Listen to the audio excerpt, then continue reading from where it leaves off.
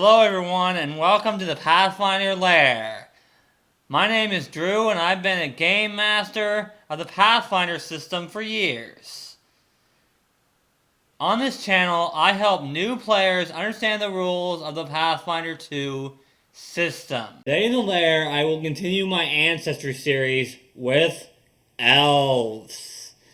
You know, like Legolas and Elrond from Lord of the Rings. Before I get started, there is one thing I want to cover, and that is what I will and will not be covering in this video.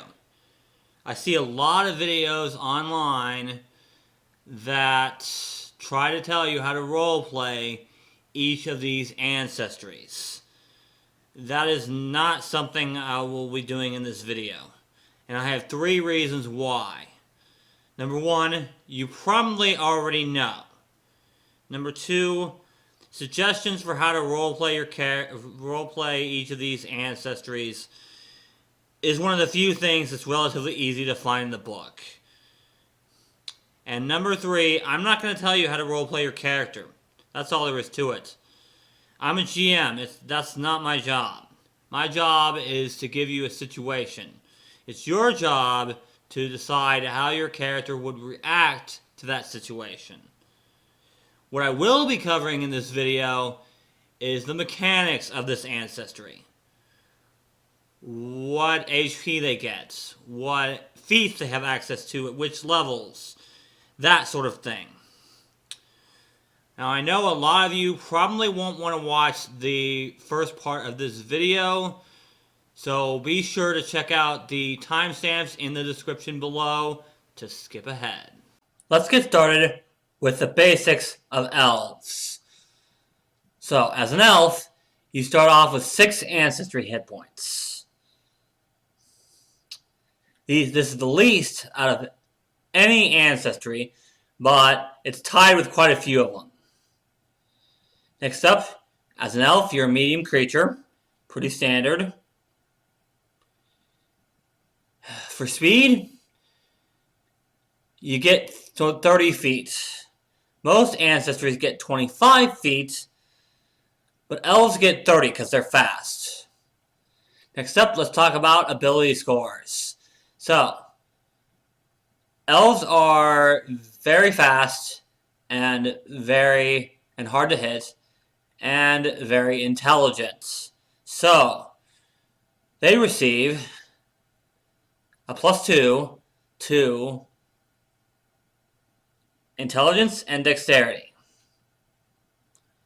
They also get a free ability boost that can be anything but dexterity or intelligence. You can use it to cancel out your ability flaw, which I'm going to talk about here in a second. Now, your ability flaw for elves is constitution. Elves are frail. They're hard to hit, but they're frail. Next, let's talk about languages. So, starting languages for elves include Common and Elven. They also get languages equal to their intelligence modifier. So, when you're done with all your ability scores, whatever your intelligence modifier is, that's how many extra languages you get. Which is going to be at least 1, because elves get a +2 to intelligence. And 12 intelligence is a 1 modifier. So, now, for senses, elves have low light vision. They can see just as well in dim light as they can in bright light. So they ignore the concealed condition in dim light. Now, what's the concealed condition? Concealed condition basically means you know what square they're in, but they can use the dim light to make you miss, basically. So, but if you're an elf, you ignore that. Now that I've covered the basics of the elf ancestry, let's move on to elf heritages, or types of elves, starting with Arctic elves. Arctic elves live in cold environments, so they have an innate resistance to cold equal to half their level. So if you get hit by a ray of frost and you're level 4, you take 2 less damage. They also treat environmental cold effects as 1 step less severe. So incredible cold becomes extreme, extreme cold becomes severe, and so on and so forth. This is actually a pretty situational heritage. It depends on your campaign, but I would not recommend picking this one unless you know that you are going to be going into a whole bunch of cold environments. The second elf heritage is the Cavern Elf. You spent so much time where light is scarce that you gain dark vision. This is what I consider to be the drow of this game. Again, pretty situational heritage. Unless you're going into a lot of caves or a lot of underground, wouldn't recommend picking this one. Next up, we have the Seer Elf. Seer Elves get Detect Magic as an innate arcane spell at will. Like all cantrips, this is heightened to a spell level equal to half your level rounded up. You also receive a +1 bonus on checks to identify magic and decipher writing of a magical nature. This ancestry heritage is actually really good, because you just get Detect Magic for free, even if you're not a spellcaster. That's just amazing. Definitely consider this one when you're picking your heritage. Next we have the Whisper Elf. Whisper Elves have very good hearing. When you're using the Seek action to try and find undetected creatures, you get a 60-foot cone instead of a 30-foot cone. You also receive a +2 bonus on checks to find undetected creatures within 30 feet. This is another really good heritage. Being able to hear undetected creatures in a 60-foot cone is just amazing. Definitely consider this one too. Lastly, we have the Woodland Elf heritage.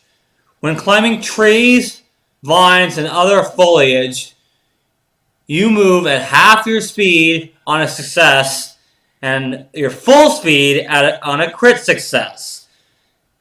And full speed on a success if you have the quick climb skill feat. This does not affect you if you're using a climb speed. Also, when you're in the forest, you can use the take cover action even if there's not actually anything for you to take cover behind. Again, pretty situational. If you know you're going to be going to a bunch of forests, take this heritage. Otherwise, you're better off with Seer Elf or Whisper Elf. Now let's move on to Ancestry feats, starting with first level. I'll cover the core rulebook ones first, and then the advanced player's guide ones. So, let's start with Ancestral Longevity. For this feat, you must be 100 years old or older. Basically, with this feat, you get an extra skill for 24 hours. This can be any skill that you're not trained in. However, because it's temporary, you can't use it to become an expert in that skill, and you can't use it for a feat. This feat gives you a huge amount of versatility. My God, being able to once a day pick a skill that you're not trained in and become trained in it is just wow. Yeah. Of course, you do it when you prepare, so you have to decide then which feat it is. You don't just get it when you feel like it. It's when you prepare. But still, very good feat. Definitely consider this one. Now let's talk about Elven lore. You become trained in Arcana and Nature. If you would already become trained in one of these skills, you get to pick a skill to become trained in instead. You also gain the Elven lore skill. This feat is decent. You get 2 more skills. That's pretty much it. You just get 2 more skills. The next first level ancestry feat for elves is Elven Weapon Familiarity. You become trained in all longbows, all short bows, the longsword, and the rapier. In addition, you gain access to all uncommon elf weapons. For the purposes of determining your proficiency, martial elf weapons are considered simple weapons for you, and advanced elf weapons are considered martial weapons for you.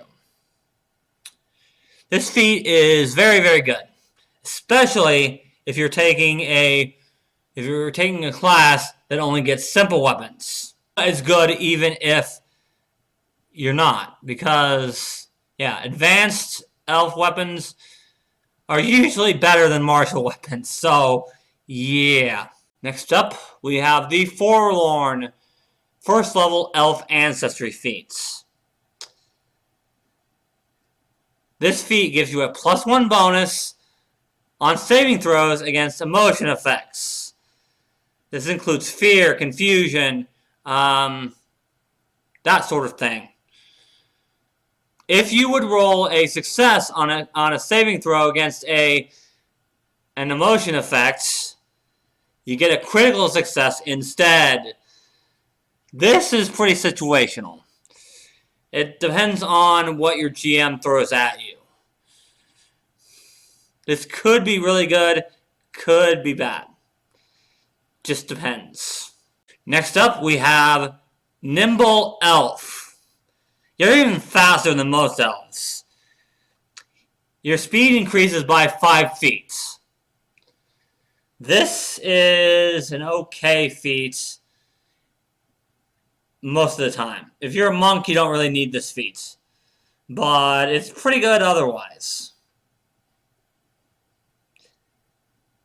Well, unless you want to be like really fast, then yeah, be an elf monk and take this feat. Otherwise, it's pretty good. 35 feet instead of 30, yeah, pretty good. Next up, we have the Otherworldly Magic feat. Basically, you get an arcane cantrip as an arcane innate spell at will. This works like any other cantrip.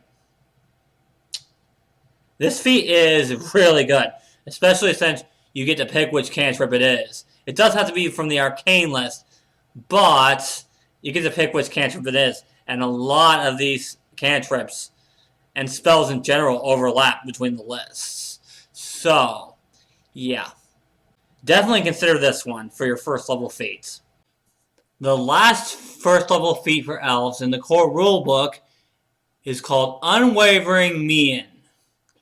If you have this feat, whenever you are affected by a mental effect that lasts at least 2 rounds, reduce the duration by 1 round.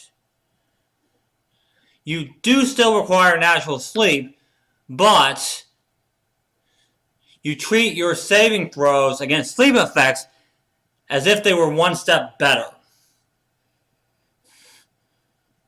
This only protects you against sleep effects, not other forms of falling unconscious. This feat is pretty situational. depends, again, on what your GM is going to throw at you, which you won't know until later. So, it's probably not the best to pick this feat, but maybe you can retrain into it if you're running into a lot of sleep effects. Now, let's get started with first level ancestry feats in the Advanced Player's Guide, starting with Ancestral Linguistics. To take this feat, you must be at least 100 years old. It's very similar to Ancestral Longevity. However, instead of a skill, you get a language. And again, you can't use it for a feat or anything else, any other permanent character option. This feat is pretty situational. If you want to be the kind of guy that knows all languages and can talk to anybody, then take this feat. At least until you can take the multilingual feat a bunch of times. Otherwise, you're probably better picking a different first level feat, like otherworldly magic or something like that. Next up, we have Elf Aloofness. If you take this feat, when a non-elf attempts to coerce you using intimidation and rolls a failure, they get a crit failure instead. When a non-elf tries to demoralize you using intimidation, you become immune for 1 day instead of 10 minutes. This one's pretty situational. I feel like it depends on what the GM throws at you. If you're running into a whole lot of intimidation, then take this feat. Otherwise, probably not worth it. Lastly, for first level ancestry feats for elves, we have Know Your Own. If you take this feat, when you critically fail a check to recall knowledge about elves, elf society, or elf history, then you get a failure instead. This feat can be really good. It depends on your GM and how many elves are in the world. How much elf stuff is going to come into play. Now that I've talked about the first level ancestry feats, it's time to move on to 5th level elf ancestry feats, starting with Ageless Patience. You can spend twice as long on a perception check or skill check in order to receive a +2 circumstance bonus to that check. If you use this feat, then rolling a natural 1 does not mean anything. It doesn't count as 1 step worse. Also, you get a critical failure only if your result is 10 less than the DC. You can use this feat during exploration or downtime by spending twice as long at those activities. Your GM may determine that you can't use this feat because it would be counterproductive, such as a negotiation with an impatient creature. Next up, we have Elven Weapon Elegance. In order to take this feat, you must have the Elven Weapon Familiarity feat. You're even better with elf weapons than before. Whenever you get a critical hit with an elf weapon or any of the weapons listed in Elven Weapon Familiarity, you gain the weapon's critical specialization effects. Both of these feats are pretty good, in my opinion. It depends on what you want your character to do, but they're both pretty good. Next up, we have 2 feats from the Advanced Player's Guide. Starting with Ancestral Suspicion. You gain a +2 circumstance bonus on saving throws against effects that would make you controlled, such as a Dominate spell. And to perception checks to sense motive to determine whether a creature is under the influence of one of these effects. Whenever you roll a success on a saving throw against such an effect, you get a critical success instead.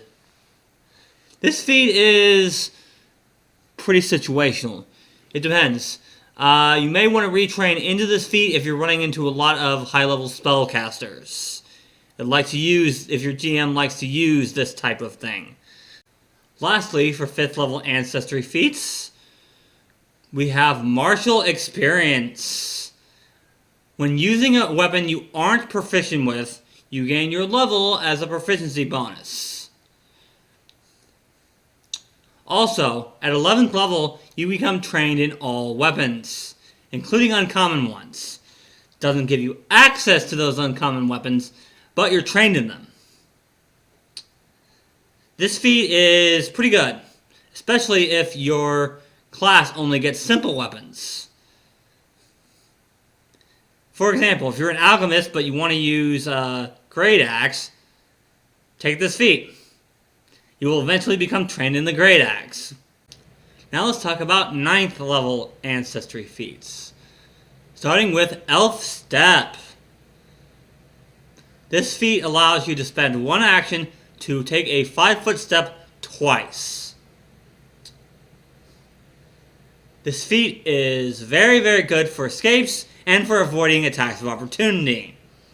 If you're an elf, consider taking this feat.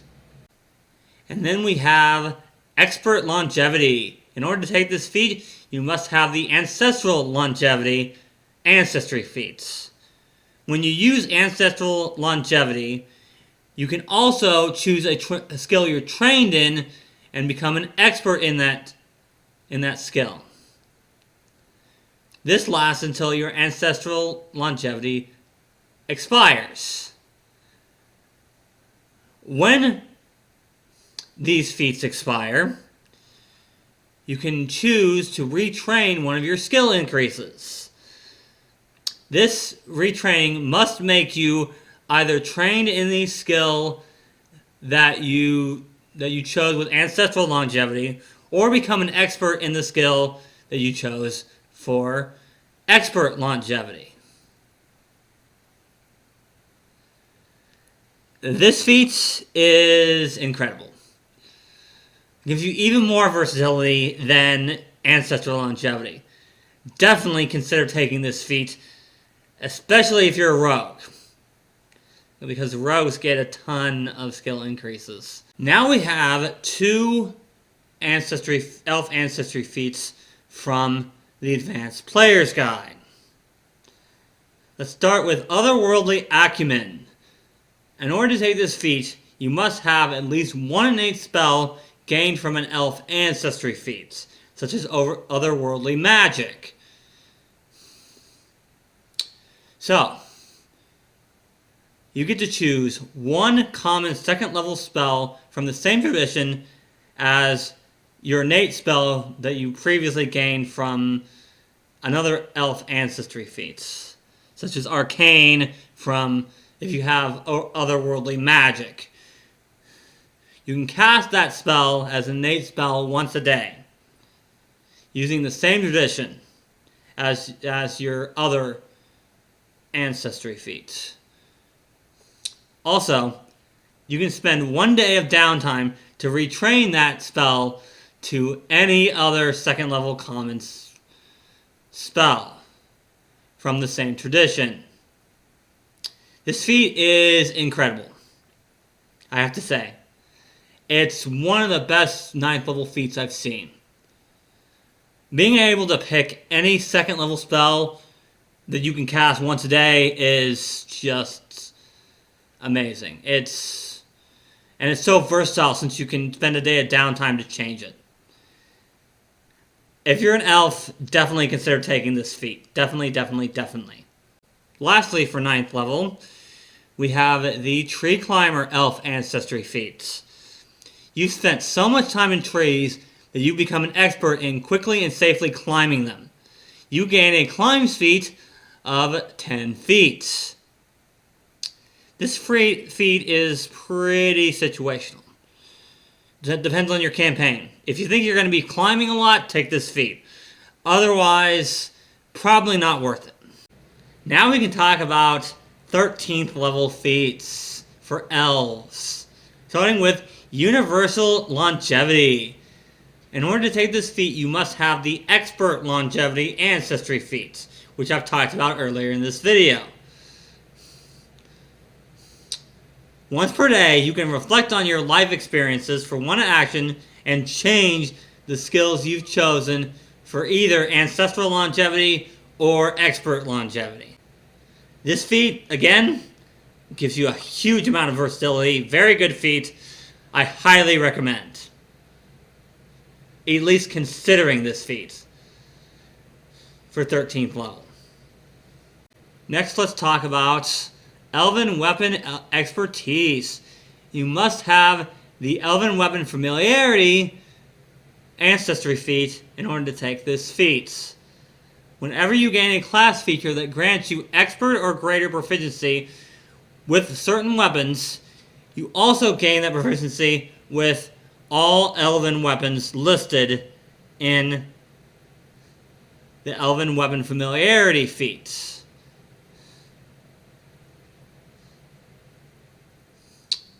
This feat is pretty good, especially for classes that don't get martial weapons, like alchemists and rogues. Lastly, we have the Advanced Player's Guide 13th level Elf Ancestry feat called Avenge Ally. You can use this feat once every 10 minutes, but you must be adjacent to an ally with the dying condition to use this feat. Make a strike. Roll twice on the attack roll and use the better result.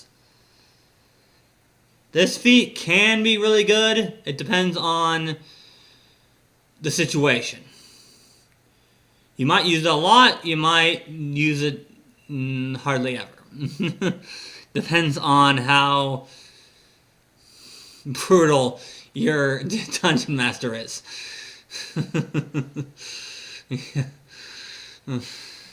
Lastly, for the Elf Ancestry, I want to talk about the 17th level Elf Ancestry feats, and that is called Magic Rider. When you are the target of a teleportation spell that targets more than one person, it can affect one more person beyond the normal limit, as chosen by the caster. Additionally, when you are the target of a teleport spell, you and the other targets arrive no farther than 1 mile off target, regardless of the distance.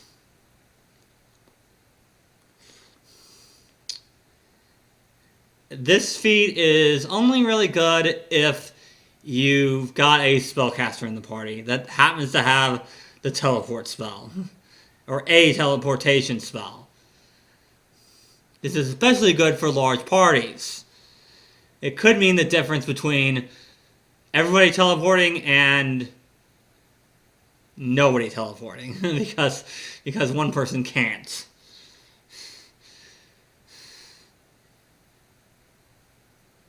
Or the difference between one teleport spell and 2. So yeah. Very, very good for that situation. But again, situational because you have to have a spellcaster in the party that can cast a teleportation spell. So if you've got a spellcaster in the party, consider taking this. Otherwise, probably not worth it. And that's going to wrap up this video. If you like what you see, go ahead and hit that subscribe button for me. Also, if you have any questions about anything I've covered in this video, let me know down in the comments. Also, if you want to see more Ancestry videos, make sure to check the link in the description for the playlist. Next week, I will be continuing my Ancestry series with Gnomes. And until next time, let's play some Pathfinder. 1, 2, 3.